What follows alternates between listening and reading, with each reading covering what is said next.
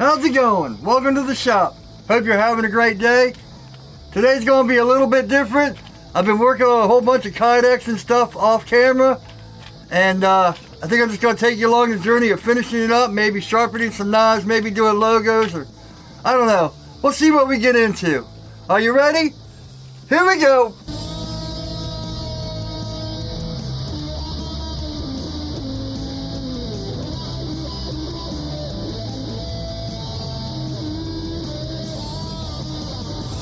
Alright, welcome back. So yeah, I got the karambit, which man, something about the karambit was just a hard sheath to do. It fits and it works, but man, it's a hard thing to do. I like to use these bolts to hold everything together. That way I don't have to worry about it coming apart or all that. And I get everything done and clean it out and all that stuff before I put the eyelets in. So I got the karambit, I got the fillet knife that's almost done. They're all shaped and ready. I just got to clean them out and kind of tune them up, get everything down and put the eyelets in, and then we'll get the sharpening and all that. Oh, by the way, let me know in the comments if you want me to do a whole tutorial on Kydex, because I got these two knives I got to do. You know, I got to do the Kydex for them, and I can either do it off camera or on camera. It's been a long time since I've actually done a whole Kydex tutorial, so yeah, let me know in the comments. Alright, let's get to it.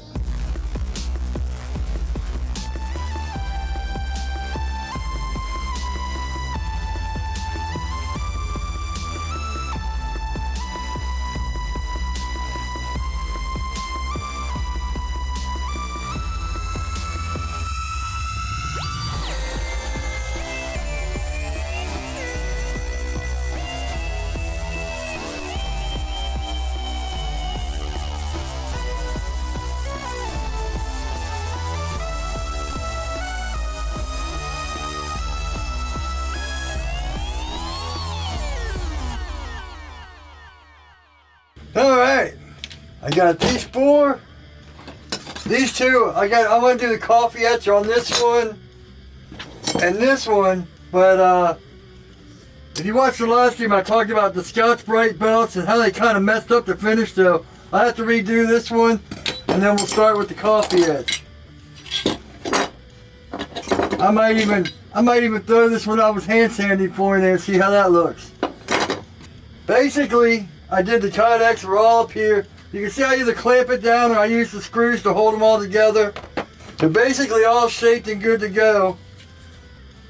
I just gotta take them out, and I like to take these pads and just kind of go over the insides. Finish the insides of the edges, make sure everything's smoothed out. And yeah, nice and even. Take the screws out. Alright, so once the screws are out, I like to open it up a little bit and maybe even finish the insides a little bit, just get it all cleaned out, because that's the one thing about Kydex, man, you have anything in there and it will just eat up your Kydex. Now you can see like these little pieces that are hanging off here, they all have to be cleaned up. So you open it up, just take out the insides. See how jagged that is right there?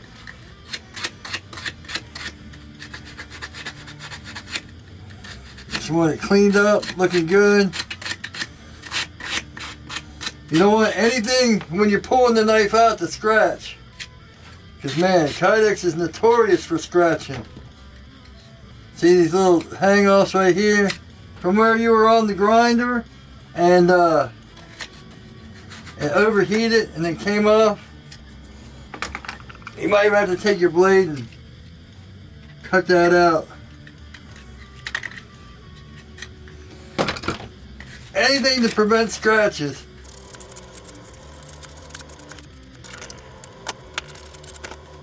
This was Steve Miller's design, man. It's such a crazy design. Well, I'm the one that did the handle, so I'm the one that made it crazy. But to get it to click in, it only goes in like one way. Alright, let me get these other three down, and then I'm going to go wash them out. All I do is I take soap and water, I open them up, and I just scrub them down with like a cloth or something just to make sure all that stuff's out of there. There's nothing that's going to scratch or anything like that. You don't want anything in there that's going to catch your blade and put a nice big scratch on it. So let me do the rest of these, go wash them out, and then put all the eyelets in and see how they look. So as you can see, usually I wash them out, put some soap in there, make sure they're wiped out. I'll take it out, take the towel out. That's the hard part, getting it open and cleaning it out with the towel. Making sure all these parts right here, because where the knife comes out, that's, you know, it's going to scratch, or if there's anything, little piece in there. That's why it's good to use these bolts.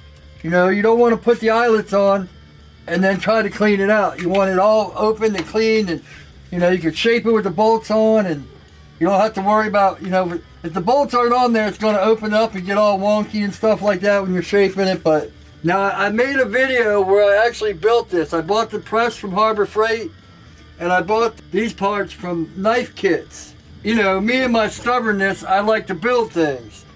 The press is like 60 bucks, where Harbor Freight you can find the 20% things off or whatever. So, you know, you get 12 bucks off, so that's, you know, 48 bucks or something like that. Then you got shipping and all that. So anyway, you're probably like 55 bucks for the arbor press, and then 29 bucks for the actual eyelet part.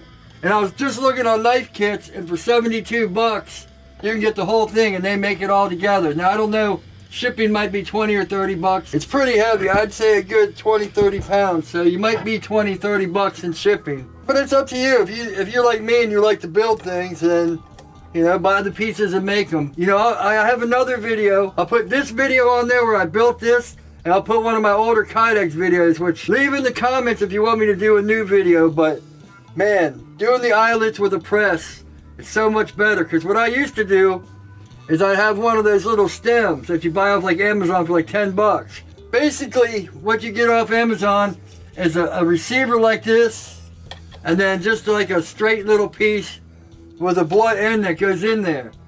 Now that works, and in the video with Kydex, you know, I put it in my drill press. I don't turn the drill press on, and I use that. But man, the difference between spending the money for this and doing it in the drill press is night and day. Yes, you can get it done with the cheap press bits and all that and out the arbor, but man, you can't get it done well.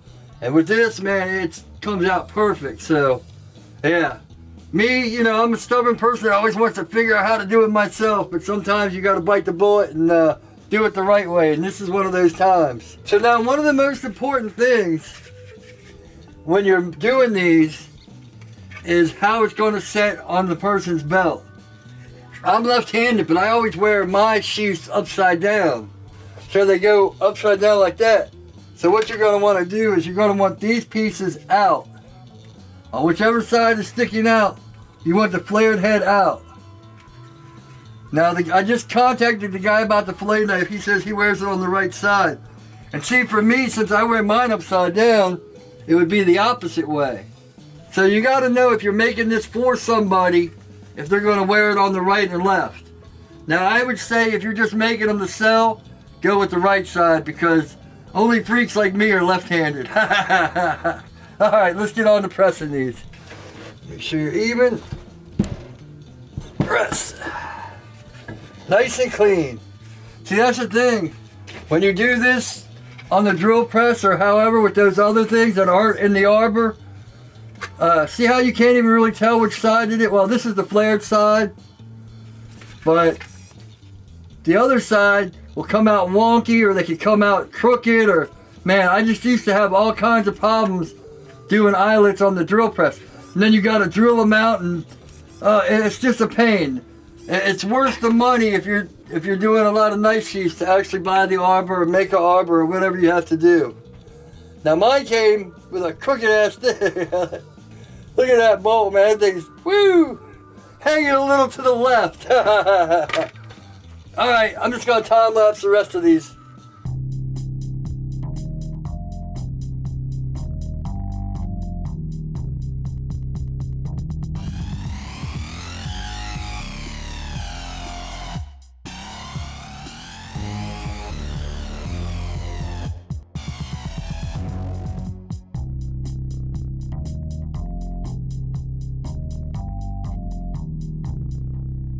So now, the most important part, we're all done. I was too short So I left one off the karambit, one off the beginner knife maker's build, just a regular fillet knife. Now if you look at all this tape and stuff, it's all got this Kydex crap on it. You want to make sure your knives, before you stick them into any sheath or anything, because you're tempted, once you get the first one built, you're tempted to stick the knife right in it. But man, that's how you get the scratches. You get all that dust and stuff off of it. Even if you can't see it, it's there. For any of you that didn't watch the live stream on Sunday, I re-dipped this. I don't know if we can see it. So I re-stone marched it and all that. You can kind of see the hamon. I figured the hamon was just kind of light. Right there you can really see it. So it's kind of too light to try to pull the hamon out of it. So just the stone wash look looks real nice on it. Alright, so I always see Jim Skelton talking about this stuff. EDCI. Spray on, rub in, and wipe off. If you don't know who Jim Skelton is, man, he's been a knife collector for years and just started making knives a few years ago. You should check him out. Oh, look at here. A few stragglers that were in the bag. Alright, we have one extra. Instead of two short, we have one extra. I'm glad I picked that bag up. Let's just get these last two in there.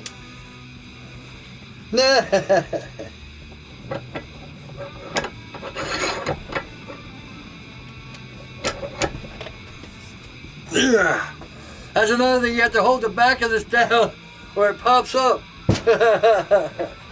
I guess you could clamp it down or whatever if you wanted to, or there's two big holes there to mount it, but I keep this on my disc grinder cart so I can just move it around because I don't use it that much. And I gotta get used to this thing popping out all the time, so all the other times it slides in and out, now it doesn't want to do it. And we are done. I keep my box of dry towels on the floor, out of my way. Now, like everything else, I gotta remember, if I spray like that, it's gonna go over everything. So I'll just have to spray down. There's nothing here except floor. See, I used to use mineral oil, and I put a really light coat of mineral oil, and then put it in the sheath. That way the sheath has a little bit of oil to coat just in case there is something in there trying to scratch it up.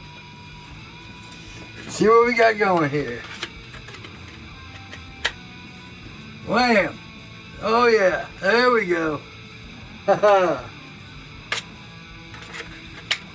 Snap! There we go. You can hear it rattle just a teeny bit from the tape, but that's kind of good because you know it won't scratch. Yeah man, one down. I always use 3 layers of tape. I thought this blue tape was supposed to be no stick tape. That's why it's so good for painting. Actually, I still gotta take some ferric. See where that, I laid it down. You can see where it's stone washed here and then ferric there. So let me do that real quick, hold on. So here's what I do, just put some ferric, wipe it on in.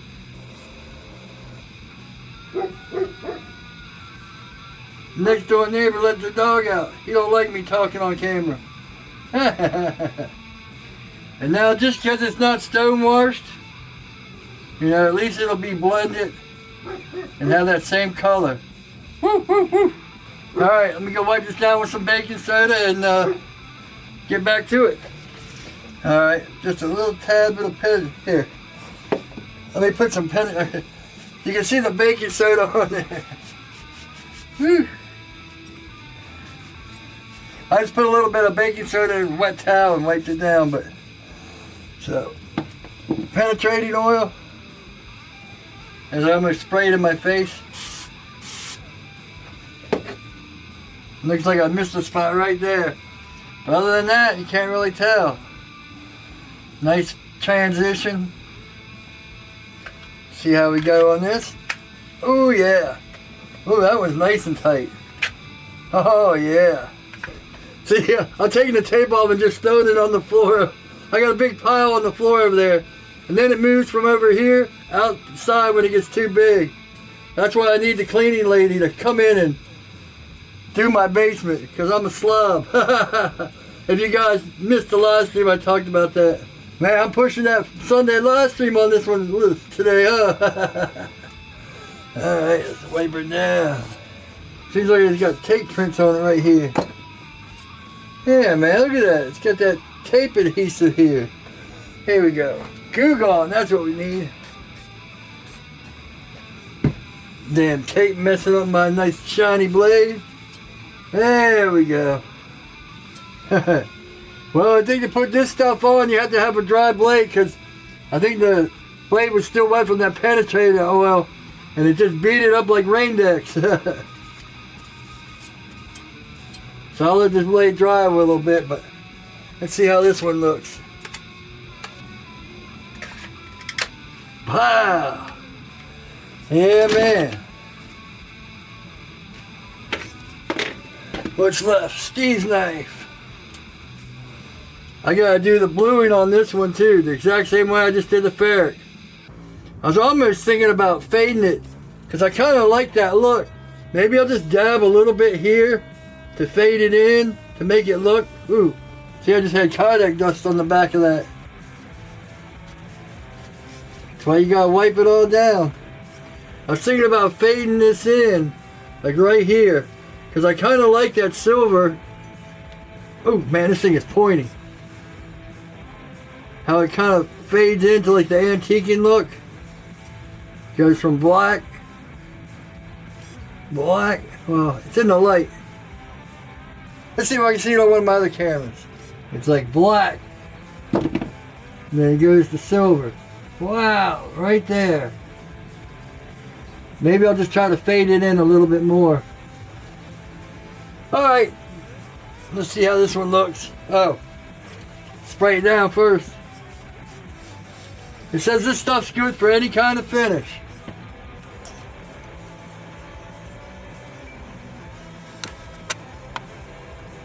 Let's just wipe it off. Man, this knife is so sharp. I mean, it's not even sharpened, but at the point, it's so pointy and sharp. Man, it keeps, if you hear that twang, twang, that's it popping into my hand. I think it's even bit me a few times. Now this one's the tricky one. You gotta have to go from above. Oh, yeah. Woo, it's a little tight, but man, nice. Let's see, what are we gonna do next? I guess we'll etch the logos and then we'll sharpen it, right? Alright, I gotta go eat some dinner. Be back. Well, I guess I'm not doing logos tonight. Cause look at this disaster here. This was an old power supply that they sent me from eBay, and it arrived not working, and they're like, well, just keep it. They didn't want to send it back. Here is the power supply, an AC/DC power supply I built for that video a few months back to show you guys how to build one of these. And I have a feeling when I did that, I messed up because this little circuit rusted out. So I can get the AC right off the transformer, but I can't get the DC. It's all rusted out and there's no traces and the parts aren't any good. Now this might also be from the salt and all that from etching. Might have got it wet or who knows what happened. But so what I think I'm going to do is call it a night.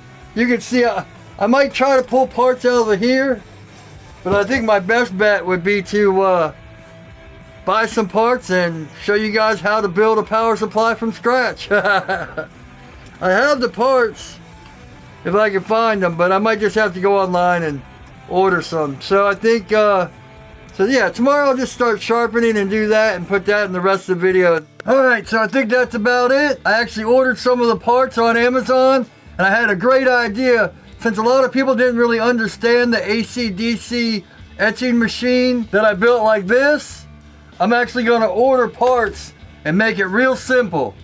You'll be surprised. In fact, it's actually cheating, but it'll be an awesome little box that you can do AC and DC. I already finished editing this and it was like 19 minutes, so I figured that's enough. I'll cut it here. I still have the sharpening and the AC/DC box. I don't know if it's going to be one video or two more videos or whatever, but anyway, you'll probably see the same shirt in the next video because I'm ending this right here and then just going right into that stuff. Enough ranting.